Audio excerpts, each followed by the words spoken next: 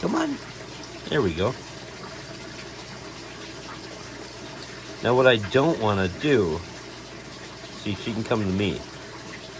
Yeah. Hi, sweetie. Yeah, see, I want to let her come to me.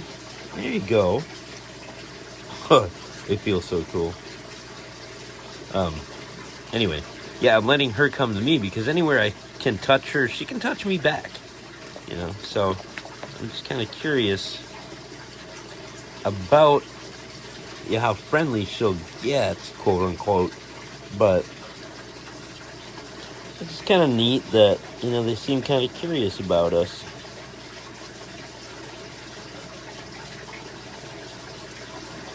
But I mean, I did spend a bit of time with her when she was upstairs, and I'm sure that has something to do with it.